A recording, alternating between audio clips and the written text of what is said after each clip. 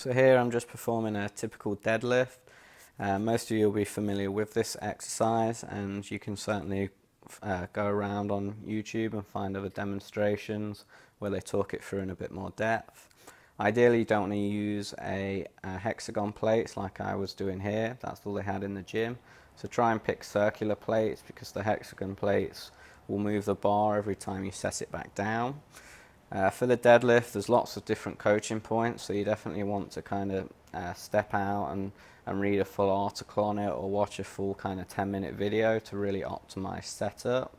There's a link below for a more in-depth video, but just briefly, as you can see what I'm performing here, most of the bend and the flexion is coming at the hip joint. So my torso is fairly low, and there's a lot of bend at the hip joint, which is going to allow you to recruit the working muscles, which is in this case the posterior chain, so the lower back, the glutes and hamstrings.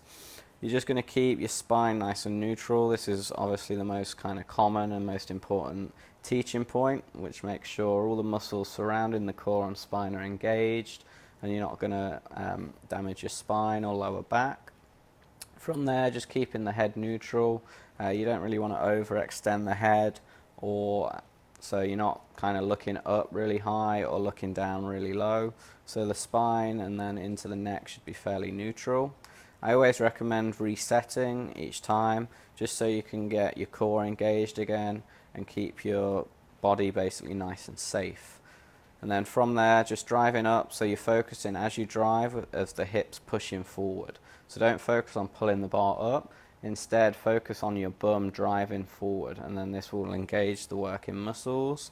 And then as you lower back down, unlike pretty much every other exercise, you're going to want to lower fairly fast, so it's not under control, because the eccentric and that kind of overloading on the lowering phase is where you're probably at a higher injury risk because of the lever length at the hip joint.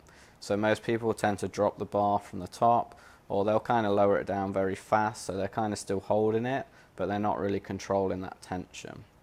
And then just spend a second or so resetting, maybe more if you know it's your first time or you're still learning. You can spend 5 or 10 seconds resetting. So break down, say 10 reps into kind of 10 mini 1-rep sets, just to really optimize your technique.